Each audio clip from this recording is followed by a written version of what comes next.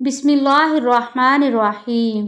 شروع اللہ کے نام سے جو بڑا مہربان اور نہایت رحم فرمانے والا ہے۔ السلام علیکم سامعین، حضرت عباس علیہ السلام کی شہادت کے بعد حضرت امام حسین علیہ السلام بے یار و مددگار ہو گئے اور کوئی نہ تھا جو آپ علیہ السلام کی مدد کرتا۔ آپ علیہ السلام نے میدان جنگ میں جانے سے پہلے خواتین اور بچوں کو الوداع کیا اور اہل بیت اور اپنی ہمشیرہ کو وصیت کی کہ میری بہن، میں تمہیں خدا کا واسطہ دیتا ہوں کہ میری شہادت پر تم کپڑے پھاڑنا یا سینہ کوبی وغیرہ ہرگز نہ کرنا، اور بین یعنی آواز سے رونے چلانے سے بچنا۔ حضرت حسین رضی اللہ تعالی عنہ جب دشمن کی فوج کو مخاطب کر کے متوجہ کر چکے اور عورتوں کو خاموش کر دیا تو ایک درد انگیز اور نصیحت آمیز اور بے مثال خطبہ دیا۔ فرمایا، اے لوگو، تم میرا نسب دیکھو، میں کون ہوں، پھر اپنے دلوں میں غور کرو، کیا تمہارے لیے جائز ہے کہ تم مجھے قتل کر دو اور میری عزت پر ہاتھ ڈالو؟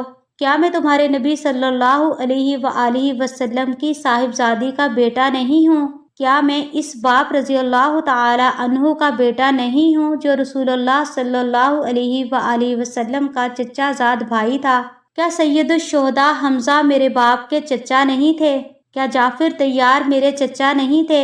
اور کیا تم لوگ جانتے نہیں کہ سیدہ خدیجہ میری نانی ہیں؟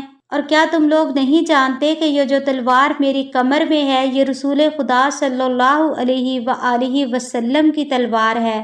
اور تمہیں خدا کی قسم، کیا تم جانتے ہو کہ یہ جو میرے سر پر امامہ ہے یہ رسول خدا صلی اللہ علیہ وآلہ وسلم کا ہے؟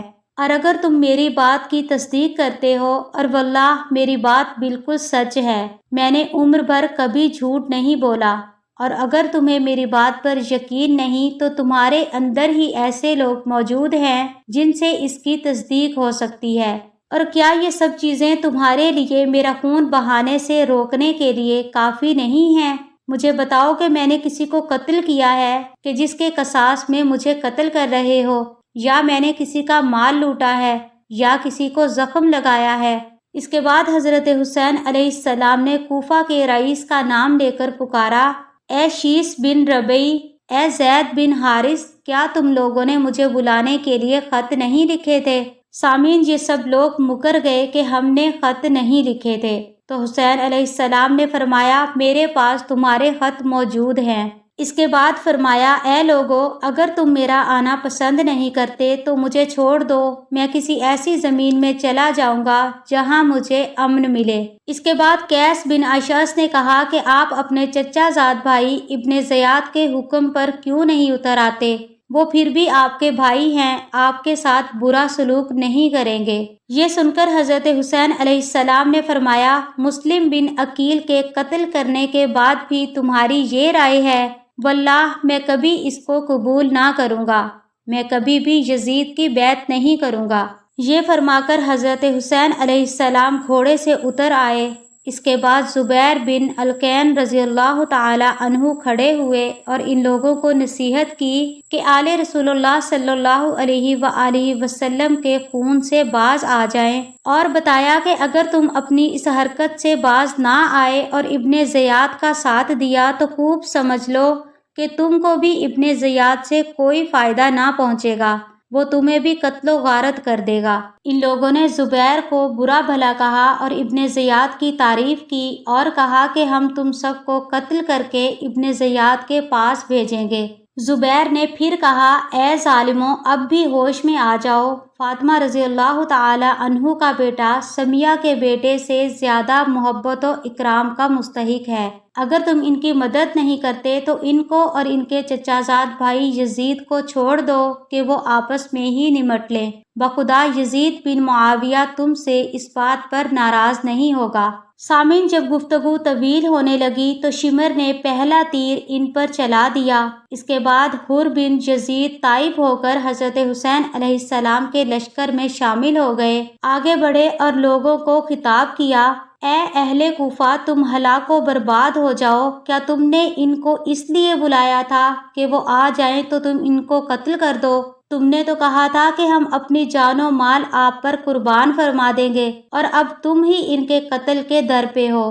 حسین علیہ السلام اور ان کے اہل بیت پیاس کی شدت سے بے ہوش ہو رہے ہیں۔ قیامت کے روز تمہیں بھی پیاسا رکھا جائے گا، جس طرح تم نے محمد صلی اللہ علیہ وآلہ وسلم کے بعد ان کی اولاد کے ساتھ نہایت شرمناک سلوک کیا ہے۔ اگر توبہ نہ کرو اور اپنی حرکت سے باز نہ آ جاؤ۔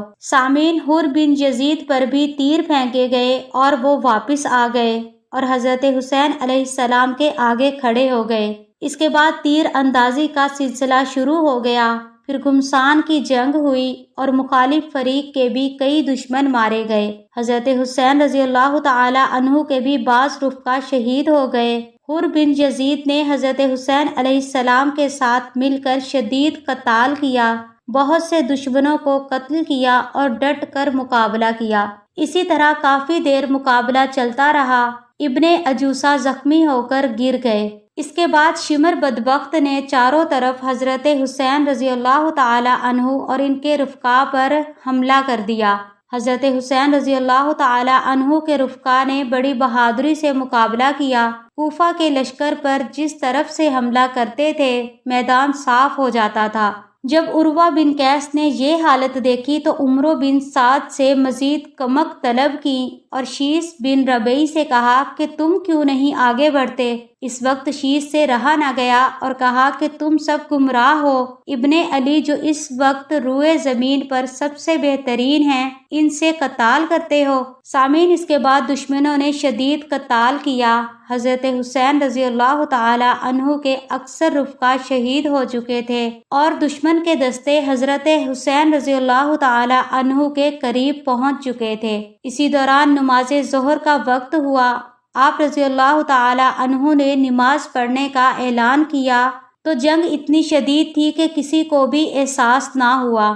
اس کے بعد حضرت حسین علیہ السلام نے اپنے چند اصحاب کے ساتھ نماز ظہر صلاۃ الخوف کے مطابق ادا کی اور نماز کے بعد پھر قتال شروع ہو گیا۔ اب یہ لوگ حضرت حسین رضی اللہ تعالی عنہ تک پہنچ چکے تھے۔ جب حضرت امام حسین رضی اللہ تعالی عنہ تنہا اور بے یار و مددگار رہ گئے، لیکن ان کی طرف بڑھنے کی کسی کو جرأت نہ ہوئی۔ اسی طرح بہت دیر تک یہی کیفیت رہی کہ جو شخص آپ کی طرف بڑھتا وہ اسی طرح واپس لوٹ جاتا اور حضرت حسین رضی اللہ تعالی عنہ کے قتل کو اپنے سر لینا نہیں چاہتا تھا۔ اس کے بعد شمر 10 آدمی ساتھ لے کر حضرت حسین علیہ السلام کی طرف بڑھا۔ حضرت حسین علیہ السلام شدید پیاس اور اتنے زخموں کے باوجود ان کا دلیرانہ مقابلہ کرتے رہے اور جس طرف حضرت حسین رضی اللہ تعالی عنہ بڑھتے یہ دوڑتے نظر آتے۔ اہل تاریخ نے کہا ہے کہ یہ ایک بے مثال واقعہ ہے کہ جس شخص کی اولاد اور اہل بیت قتل کر دیے گئے، اس کو خود شدید زخم لگے ہوں اور وہ پانی کے ایک ایک قطرے سے محروم ہو، اور وہ اتنی قوت و ثابت قدمی سے مقابلہ کر رہا ہے کہ کوئی بھی اس کے سامنے ٹک نہیں پا رہا اور بھیڑ بکریوں کی طرح بھاگتے پھر رہے ہیں۔ شمر نے جب یہ دیکھا کہ ہر شخص ہی قتل کرنے سے بچنا چاہتا ہے تو لوگوں سے کہا کہ ایک ساتھ حملہ کرو، تو ان بدبختوں ظالموں نے حضرت حسین علیہ السلام پر نیزوں تلواروں سے یکبارگی حملہ کر دیا اور یہ ابن رسول اللہ صلی اللہ علیہ وآلہ وسلم ظالموں کا دریلانہ مقابلہ کرتے رہے۔ حضرت امام حسین علیہ السلام میں جس قدر قوت و قدرت تھی، اس کے مطابق جہاد میں سستی نہ کی، بلکہ مسلسل جنگ و جدال، قتل و قتال میں مشغول رہے، حتیٰ کہ زخموں کی کثرت اور زخموں سے خون بہہ جانے کی وجہ سے کمزوری اور ضعفت محسوس ہونے لگی۔ سامعین، اسی کمزوری کی حالت میں مالک ابن نصیر الکندی ملعون ڈرتے ڈرتے قریب آیا اور حضرت امام حسین علیہ السلام کا امتحان لینے کی خاطر پہلے گالی بکی، اس چیز کا امتحان لیا کہ شاید امام حسین علیہ السلام کمزور نہ ہوں بلکہ محض دکھاوا کر رہے ہوں اور اچانک مجھ پر حملہ نہ کر دیں اور میں جہنم واصل نہ ہو جاؤں۔ چنانچہ جب اس ملعون نے دیکھا کہ امام علیہ السلام کی جواب دینے کی حالت نہیں ہے تو اسے یقین ہو گیا کہ حضرت علیہ السلام میں قوت تو قدرت جنگ کمزور پڑ گئی ہے، اس لیے اس کا دل مضبوط ہو گیا اور پھر زہر آلود تلوار غلاف سے نکالی اور اس قدر زور سے تلوار حضرت امام حسین علیہ السلام کے سر اقدس پر ماری کہ سر پر موجود امامے کے 2 حصے ہو گئے اور امامہ سر سے گر پڑا اور آبرو تک شگاف ہو گیا۔ حضرت امام حسین علیہ السلام نے زخم کو کپڑے سے باندھا اور دوسرا امامہ اس پر باندھا اور اس کے لیے بددعا کی۔ سامعین، جب امام علی مقام زین سے زمین پر آئے تو اٹھ کر بیٹھ گئے اور گلے سے تیر نکالا تو بی بی زینب نے جب اس حالت میں بھائی کو دیکھا تو غمزدہ ہو کر ابن سعد سے کہا، اے ظالم، میرے بھائی امام حسین علیہ السلام قتل ہو رہے ہیں اور تم تماشا دیکھتے ہو۔ ابن سعد نے اس وقت اتنا گریہ کیا کہ آنسو اس کے رخساروں اور داڑھی پر بہنے لگے، لیکن اپنا چہرہ دوسری طرف پھیر لیا اور کوئی جواب نہ دیا۔ جب حضرت زینب علیہ السلام نے دیکھا کہ ابن سعد نے کوئی جواب نہ دیا تو مجبوراً لشکر کی طرف دوڑی اور فرمایا، کیا تم میں کوئی مسلمان نہیں ہے؟ پر لشکر سے بھی کوئی جواب نہ آیا تو اس لاچار بہن نے بھائی کا طواف کیا اور بھائی سے جا کر لپٹ گئی اور کسی کو بھی اپنے بھائی کے قریب آنے نہیں دیا۔ حضرت امام حسین علیہ السلام نے دیکھا تو بہن سے فرمایا، اے بہن، میرا دل ٹوٹ گیا ہے، تم جلدی سے خیمے میں واپس لوٹ جاؤ۔ چنانچہ حضرت زینب علیہ السلام واپس لوٹ گئی۔ پھر جب امام حسین علیہ السلام غشی کی حالت میں زمین پر پڑے تھے تو شمر قریب آیا اور جوتوں سمیت حضرت امام حسین علیہ السلام کے سینے اقدس پر بیٹھ گیا۔ امام علی رحمۃ اللہ علیہ نے جب اس ملعون کو اپنے سینے پر بیٹھا محسوس پایا تو فرمایا، ہائے ہو تجھ پر، تو کون ہے؟ تو جانتا ہے کہ تو کس مقام پر بیٹھا ہے؟ اس ملعون نے جواب دیا، شمر ہوں۔ امام علیہ السلام نے فرمایا، میں کون ہوں؟ شمر نے کہا، تم حسین علیہ السلام بن علی رضی اللہ تعالی عنہ ہو، تمہاری ماں فاطمہ الزہرا ہے اور جد مصطفیٰ صلی اللہ علیہ وآلہ وسلم ہے۔ امام علیہ السلام نے اس کی بات سن کر فرمایا، اے ملعون، میرے حسب نسب کو بھی جانتا ہے اور پھر بھی مجھے قتل کرنے آیا ہے۔ شمر نے کہا، اگر تجھے قتل نہ کروں تو یزید کا انعام کیسے حاصل کروں گا؟ چنانچہ امام علیہ السلام نے فرمایا،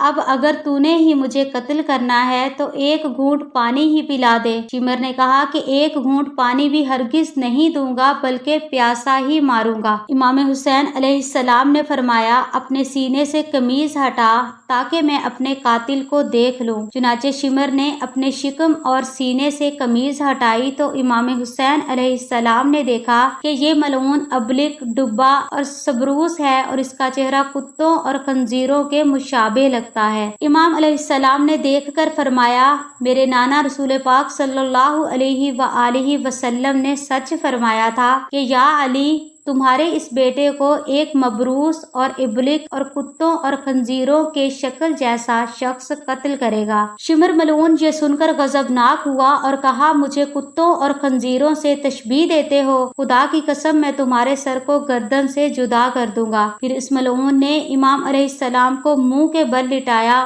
اور گردن میں ضرب مار مار کر سر اقدس کو تن سے جدا کر دیا۔ یہ ملعون حضرت امام علیہ السلام کے حلقوم کی جس رگ کو کاٹتا تھا، امام علیہ السلام کی باندا آتی۔ مرحوم علامہ مجلسی بہار الانوار میں لکھتے ہیں کہ شمر سنان بن انس کے ہمراہ امام حسین علیہ السلام کا سر جدا کرنے کے لیے آیا تو امام علیہ السلام کے آخری سانس تھے۔ جب سر کو تن سے جدا کیا، اس وقت زمین میں شدید زلزلہ آیا، سرخ آندھی چلنے لگی۔ اس ملعون جہنمی انسان نے آپ علیہ السلام کی خون آلود ریش مبارک کو ہاتھ سے پکڑا ہوا تھا اور تلوار سے ذبح کر رہا تھا اور خون میں لت پت سر مبارک کو ایک لمبے نیزے پر چڑھا کر بلند کیا اور بلند آواز سے تکبیر کا نعرہ لگایا۔ شمر ملعون کا نیزے پر سر مقدس کو بلند کرنے کا مقصد یہ تھا کہ تمام لشکر دیکھ لے اور مطمئن اور خوش ہو جائے۔ سامعین، ابن زیاد کا حکم تھا کہ قتل کے بعد لاش کو گھوڑوں کی ٹاپوں سے روند دیا جائے۔ چنانچہ عمرو بن سعد نے چند سواروں سرداروں کو حکم دیا تو ان ظالم اور بدبختوں نے بڑی بے رحمی کے ساتھ آپ علیہ السلام کی لاش مبارک کو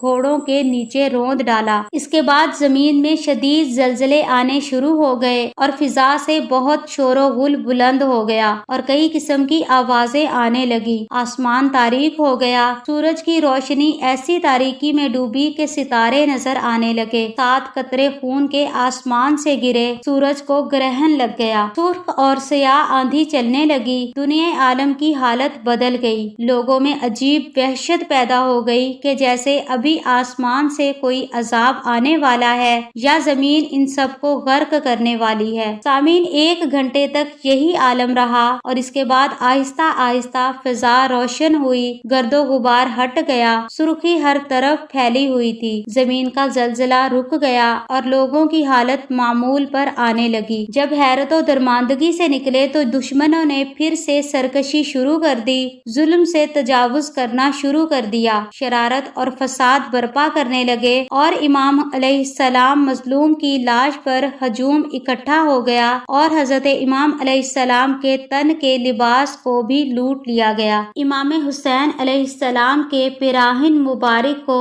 اسحاق بن جیوت حضرمی نے اٹھایا اور جب پہنا تو برس کے مرض میں مبتلا ہو گئے اور اس کے سر اور چہرے کے بال گر گئے۔ امام علیہ السلام کے اس پیراہن مبارک میں 113 سوراخ تھے جو نیزوں اور تلواروں کی وجہ سے ہوئے تھے۔ حضرت امام حسین علیہ السلام کا عمامہ مبارک اقنس بن مرثد یا جابر بن یزید اودی نے لوٹا اور جب سر پر باندھا تو دیوانہ یعنی پاگل اور مجذوم ہو گیا۔ حضرت امام حسین علیہ السلام کی نالین مبارک اسود بن خالد نے چرائی اور حضرت امام حسین علیہ السلام کی انگشتری بہدل بن سلیم نے لوٹی اور انگوٹھی اتارنے کے لیے کافروں نے امام علیہ السلام کی انگلی تک کاٹ ڈالی۔ ایک ریشمی کپڑا قیس بن اشعث نے لوٹا اور یہ ملعون جذام میں مبتلا ہو گیا اور گھر والوں نے اسے دور کر دیا اور گندگی پر ڈال دیا اور کتے اس کا گوشت ٹکڑے ٹکڑے کر کے کھاتے رہے۔ چنانچہ جس نے بھی حضرت امام حسین علیہ السلام اور آپ کی آل پر اور آپ کے اہل بیت پر ظلم کیا، انہیں اللہ تعالیٰ نے ضرور انجام تک پہنچایا۔ سامعین، اگر ہماری آج کی اسلامک ویڈیو آپ کو پسند آئی ہو تو ہماری اسلامک ویڈیوز کو حاصل کرنے کے لیے ہمارے چینل کو لائک، سبسکرائب اور شیئر ضرور کیجیے گا۔